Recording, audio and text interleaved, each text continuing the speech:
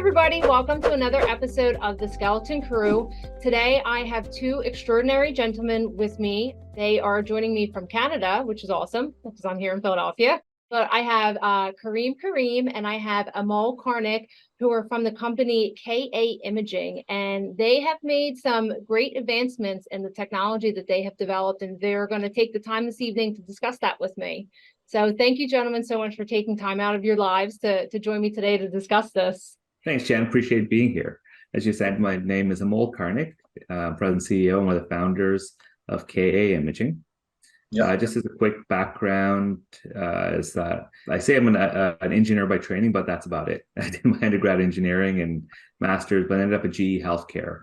And so I've spent most of my career all in medical imaging, whether it be running operations, sales, engineering. So a lot of pretty deep background across the medical imaging businesses. No, thanks, Jen, for having us. My name is Kareem, also one of the co-founders for KA Imaging. I'm actually a professor by trade and got into entrepreneurship about 20 years ago. 3 companies later, here's the lucky fourth. And and we can tell you lots about how we got started. Right. So yeah, as I was saying in the introduction, they've developed their company KA Imaging, and the detectors that we'll be speaking of, is it one of a kind currently on the market? Yeah, absolutely. It's the world's first spectral DR or spectral X-ray detector. And do you want to just explain what the spectral means to our audience? Sure. Absolutely. So SpectralDR, just like your eye can see 3 colors, because white light has, like a rainbow of colors inside it. X-ray radiation is also a spectrum, and you have lots of little energies inside it. The challenge today is that those energies are not being utilized. In fact, when you look at an X-ray, you see a black and white image, and it tells you something about the shape of the object that you've imaged. But actually, if you use the spectral information, not only can you get shape information, you can also get material information, because the different energies interact with the different materials in the human body differently. And this allows you to identify calcium, it allows you to identify water, iodine. So spectral DR or spectral X-ray is the world's first portable spectral X-ray device. And the advantage is, for the first time at the bedside, you can take this detector and you can get spectral information. You can find out lines and tubes. You can figure out pneumonias. You can figure out lesions like cancers, trauma, rib fractures, the whole lot. Is this also too something that is stationary within an exam room? You had mentioned bedside, but is there, the technology is also in an exam room? So the same type of imaging you're speaking of that you can do bedside, which is great because there's many patients within a hospital that are sick, and sometimes the exams that you're performing could be not the best or somewhat compromised because of patient condition, that this technology obviously aids. Absolutely. The fact that you get material information. So the way it works is, for every X-ray exposure, you get 3 images. You get the conventional image that you're all used to. Then you get a calcium image, which identifies all the bone and calcified arteries. And then you get a soft tissue image, which lets you see the lungs and the lesions and the pneumonias and the pneumothorax and so on. So the beauty is, this information allows you to make a decision that can reduce the need for a follow-on CT. In a portable situation, that can be very valuable. Think of ICU beds where patients are immobile. Think of trauma patients who cannot be moved. Think of long-term care homes and facilities where patients can't be moved around, where transport is an issue. That's where this type of technology makes a big impact. The other place where this technology can also make a huge impact is in early detection or screening. We all know cancer is a problem. We all know heart disease is a problem. Those are the 2 biggest killers in the developed world. But early detection is kind of the one big thing that limits. For example, if you could find cancer at stage 1 instead of stage 4, you have a huge advantage. If you can find heart disease at the age of 35, instead of waiting till you actually get struck down, that would be a huge advantage. Nothing today does early detection effectively. But with this technology, you can find lesions, indeterminate lung nodules, coronary calcium early with just an X-ray. And it really actually helps not just early diagnosis, pardon me. It also helps the radiologists with their confidence levels. I'm sure you saw there's a report a few weeks ago that indicated some of the radiologists' confidence level in diagnosis based on even standard chest X-ray was pretty low. And we've already shown through some of our own data and trials is that we've increased their confidence, plus enabled the intensivists, the emergency room doctors, to be able to look at these X-rays with a higher confidence and make the decision at the time of need, rather than having to wait at times for a report to get back to them. Right. They're able to, not to say toggle, but they can toggle between the different images and looking at them from different viewpoints. Just coming off of my clinical background, basically, I feel like my understanding is, you have your KVP and your MAS, and depending on which one is higher, you would use for different instances. One is more for bone, higher KVP, and then you have your other technique for soft tissue. So this, instead of having to take multiple images with different techniques, you're basically saying that the technology within this detector does that automatically. Absolutely. And it goes one step further. It actually, in the 3 images, it actually pulls out just the bone or the calcium. So you can just look at the bone without accompanying soft tissue, right? Like when you look at a lateral chest X-ray, there's so much soft tissue information, you miss a lot of things that you could be seeing. Like a line could be easily hidden inside the soft tissue and you might miss it. With this technology, the soft tissue gets removed completely in the calcium image. And in the soft tissue image, the bone gets removed completely. So you get to see the material in all its glory without anything confounding sitting in there.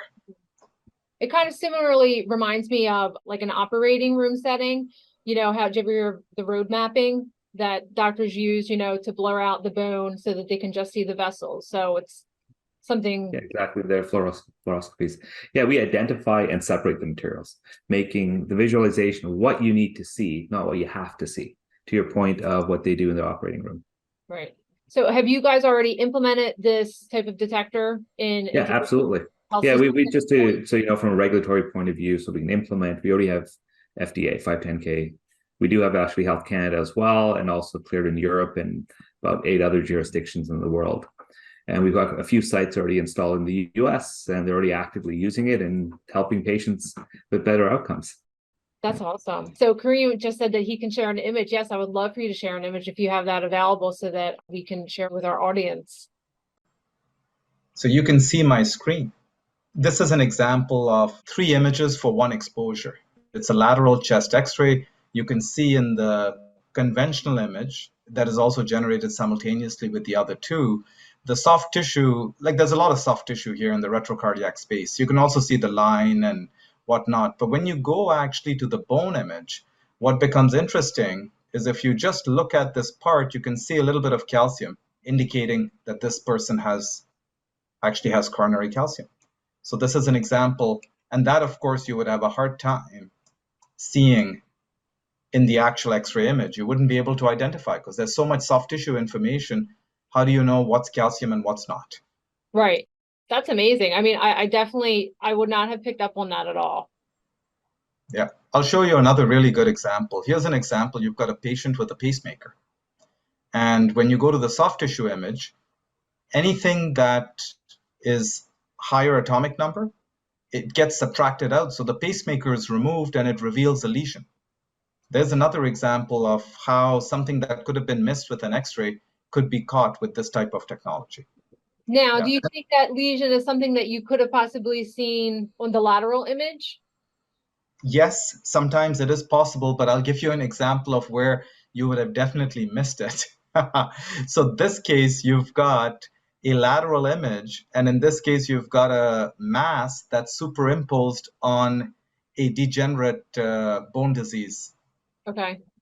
And so in this case, if you were to look at this, you might say, oh, well, this is probably a joint that's calcified, but actually there's a mass that's superimposed on it. And this mass is right behind the heart. So actually on the PA image, you would have missed it completely. You couldn't see it. Right. The interesting thing is you can pick up stuff. So take, for example, patients who are lying down in bed. You can't really do much except an AP with them. Correct. Because laterals are super hard, right? So that's where this type of technology becomes really useful. So in this case, you've got the X-ray image, and there's a line here, but it's a little difficult to tell where the tip might be. The confidence might not be there 100%. But if you look at the bone image, it's very clear. There's no second guessing. Actually, one of our clinical sites tried this out. And what they found was that when they used this technology in their ICU, it was a 24-bed ICU, they were able to reduce follow-on procedures for the intubated patients 14 times in 100. And the thing is, when you have a patient in the ICU, you're not getting paid to do a CT scan for them. In fact, anything else you do on top of it, it's actually a capitated payment. So it's a cost for the hospital, it's a use of staff time, it's a risk to the patient in case they fall, in case in re-intubation you create a pneumothorax. There's all these reasons why you don't want to move that patient, right? And that's where this technology becomes really valuable. This episode is brought to you by x-raytechnicianschools.com. If you're considering a career in X-ray, visit x-raytechnicianschools.com to explore schools and to get honest information on career paths, salaries, and degree options.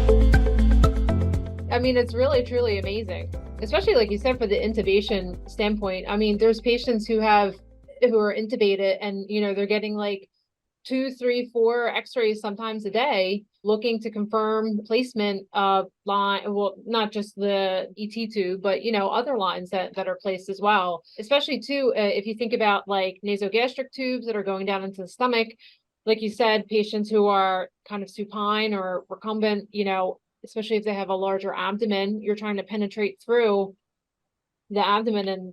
And we actually have a really good story on that one. We were actually talking to one of the techs at one of the local hospitals in Toronto. And she was saying, I was trying to find the NG tube and I couldn't with the regular X-ray detector, the X-ray system. So she went specifically to bring ours. And she was able to easily see it at that point. As you're out there imaging yourself, you understand what you're looking at. So this actually gives the techs, an ability to, avoid retakes as well, because they can see what they need to see. They you're going up there for an ICU patient, they're putting lines and tubes in, placements, they want to make sure things are in the right place. The techs, the nurses, the other people around the patient can actually get a better confidence in seeing what they can see and see those lines and tubes as well, and the PICC lines and the ports, and making sure the tip is in the right place. Right. Yeah. Yeah. If we were to summarize the value that this type of technology brings into a hospital, it's improvement in quality and risk reduction, because if you can find problems, these patients are not going to be coming back because you'll do the job right. For example, if you release somebody and they have a pneumonia, but you missed it, that pneumonia is going to get worse and they'll be back in your hospital. If you've got somebody who's got a small volume pneumothorax and you release them, well, they'll be back within 30 days.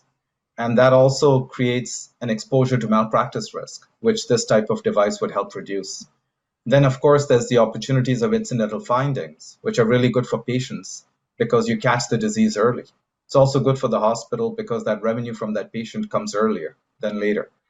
And then in terms of operating efficiencies, we know that staff is in high demand and they're all burned out from COVID. So optimizing the use of their time so you're not doing unnecessary procedures is a huge deal. Even for the doctors, right? Less time is needed to read and interpret the hard-to-read portable x-rays. And you can make a good decision at the bedside without having to wait a long time. So in short, you're improving both hospital and patient outcomes. You're increasing revenue through incidental findings, but you also protect from a hospital perspective, from an administrative perspective, you protect revenue by reducing wasteful outflows, by doing unnecessary procedures, malpractice, so on and so forth, right? Things that you want to avoid. So in a way, it's a better detection in the form of an X-ray, and one I think that's very timely.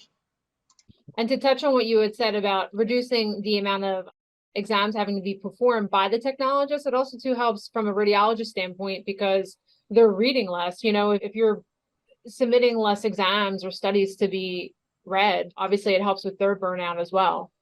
Absolutely. And like we said, even the intensivists who are making some of those decisions in the ICU, they're able to make those decisions, taking some of that burden off the radiologist's report immediately as well. So I want to kind of just switch real quick, because as I was doing my homework and, on your guys' website and everything, not only are you into, medical human care, but you also do work with veterinary as well. So I always like to highlight our vision. So when we say our vision is we do innovative X-ray everywhere. As you know, X-ray has been around 120 years, but the fundamentals really haven't changed. It's the same X-ray Rodigan showed 120 years ago is essentially the same X-ray you see today. It's gotten better in image quality and refinement and detail, but the fundamentals of an X-ray source and a film are pretty much the same. Right. So we've improved that. So that's why we say innovative. We're trying to do things that are different. But then the everywhere encompasses that one, global health. We're not just trying to do something in North America, trying to make sure we can deliver better healthcare globally, but also X-rays used in industrial imaging, in security, in veterinary medicine, or non-destructive testing as well in terms of the other markets as well. So veterinary medicine is definitely an opportunity. And we've been talking to some of the local vets, some equines, so look at the small and large animals. The equines are very interesting as well because they're looking for the health of a horse before it runs. Is there bone spurs essentially, or bone edema? They sometimes have to send those horses to CT. We can see some of these things a little easier as well. So we're trying to do things, in that portable setting. We've improved the imaging at the portable setting as well. So the point of care in terms of, let's say, hospital terminology, but a point of care use, we're improving the imaging at that point of use as well. Okay. And so that's where the veterinaries like it as well. A lot of these vets also don't have CTs. And we've shown that we're showing imaging that, we're not exactly comparable to CT because we're not 3D, but we have clearly shown that we've avoided other CTs. So if you can, for those vets to make a clinical decision on that animal, whether it be a dog, cat, hamster, or rabbit, or whatever they have on the table that day, and without having to refer that patient now to a CT somewhere because they weren't able to diagnose it, they've actually kept that revenue as well, and also kept that patient, they've kept that client happy in terms of being able to provide a diagnosis immediately on the spot with a high confidence as well. So you had touched on the veterinary, and then also too using the X-ray. And so are you looking to incorporate into security type areas? We actually already have. We've been we made this as a public announcement, so I can say this. We did get some investment by InQtel, who's the CIA investment arm. So that's about as much as we can tell you. So it's a very interesting interaction with them, but they are using it for some security purposes. I love using this statement because this is verbatim to what they told us. We loaned the detector to the government partner. They sent back to the InQtel team a simple email, "It rocks." And so I love repeating that phrase because it was their words. And what they were able to do is, because we show these different materials and identifying materials and separating materials, we can highlight better what they're looking for. Whatever the threat may be that they're looking for, they have a higher confidence. Again, it's coming down to confidence. When you look at our images, we give you the ability to see better.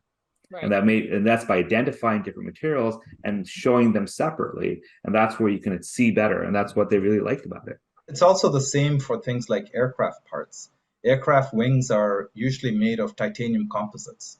So with this type of detector, you can separate the titanium from the composite, because composite is a low atomic number material, much like water, actually even lower like carbon. And then titanium is like calcium. It's a little bit on the higher atomic number side. So you can actually split the two apart. You can do that for even buildings. If you wanted to separate concrete from steel, for example, trying to identify copper.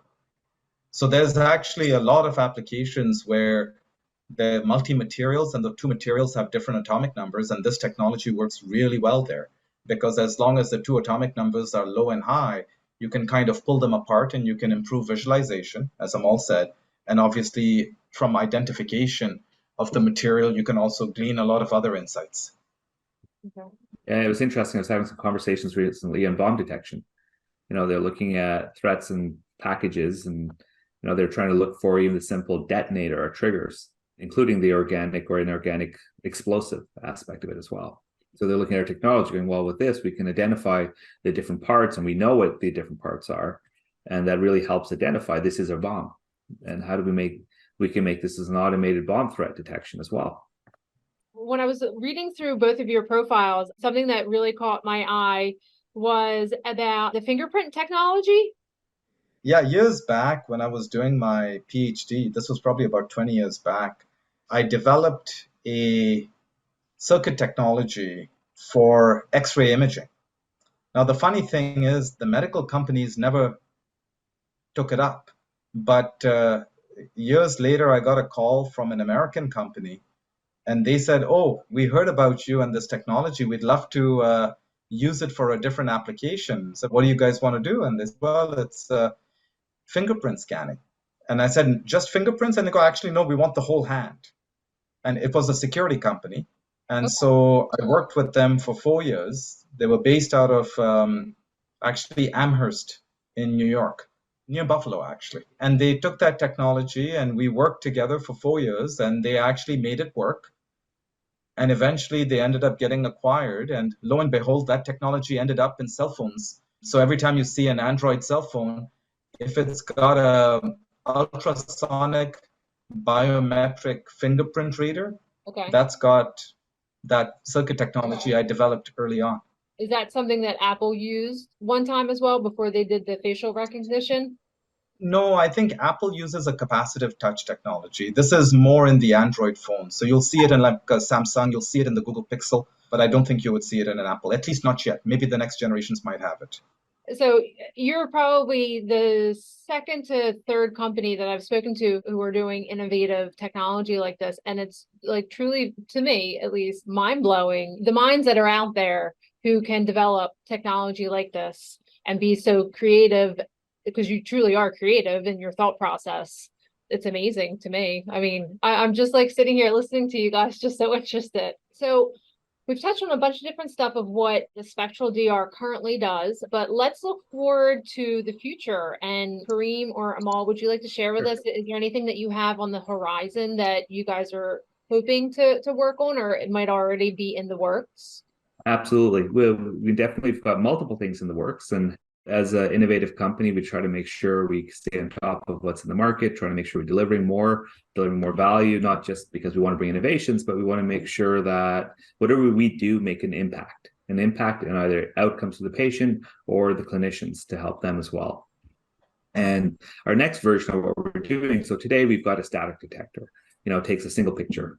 Our next version will be more like the fluoroscopy replacements, or the dynamic versions, where in real time, for if they're doing a cardiac procedure, for example, they'll look at the iodine. We could separate the iodine and highlight the iodine only, maybe suppress the ribs and look at the heart and the iodine together and suppress the ribs. Or doing other interventional procedures where they're always using guidance. We can improve the guidance capabilities because we're highlighting maybe the catheter coming in, we're highlighting the bones, or highlighting the structures that they're looking for, or maybe the soft tissue they're going after. As you probably know, with more and more minimally invasive techniques in terms of procedures that are happening, they need more guidance and they need more X-ray guidance or imaging guidance. And so what we're trying to do is improve our imaging capabilities, especially in the OR and minimally invasive procedures, to allow for better outcomes for the patients and for also making it easier for the surgeons to do their jobs. Mhm. And it seems like with the technology that you guys have developed, sometimes with minimally invasive procedures, at times the X-ray dose could be higher, but because your technology can separate the two, would you be able to go, I assume that you would be planning on, you said separate the heart, the iodine, but then you could possibly add the bone back on top of it if you want to. You got it. You're going to save on radiation, even in a portable. We can save on radiation because our detector technology has actually 3 sensing plates inside each detector. So a conventional detector has just 1 plate, we've got 3. Because we've got 3, our plates absorb more X-rays than any other plate in the market. So we give you a dose efficiency advantage, even for a single portable X-ray. And now for fluoro, of course, the fact that you're getting 3 images, you can process, you can do all sorts of things. You don't need to take 2 scans, you can take 1 scan. And that's a huge difference. So obviously we're talking about advantages to technologists and to doctors, but to our techs that are listening to us, they might be sitting there, besides the factor that like it's cool that I can separate these two, and I'm going to decrease the amount of exercise I might have to take, but are there any other advantages to us out there? Absolutely. So you don't have to change your clinical technique. You can use the same KVMA EIs that you've been used to. In fact, we even have a retrofit solution where you could take your existing X-ray source and just use our detector and software to get all the benefits of SpectralDR. So we've got systems like a complete mobile system, but we've also got retrofit solutions where you just change the detector. That's all you have to do. Like you said, Kareem's highlighting the workflow side of it's really important because we've talked to a lot of techs, and they don't want to change workflow right now, and given the staffing shortages, the time, the constraints to learn something new is a challenge. So having the capabilities of not changing anything, we look and feel like anybody else's X-ray system or even detector for that matter. So we don't change workflow, we don't change technique, but we give you better outcomes. So this is where we're talking about shortages. If you have to go think about the days when you're doing the portables, you may have to go back and do a retake. We've already shown that we've avoided follow-on imaging, so it's less work and workload as well for the technologists. So that's where we're helping as well.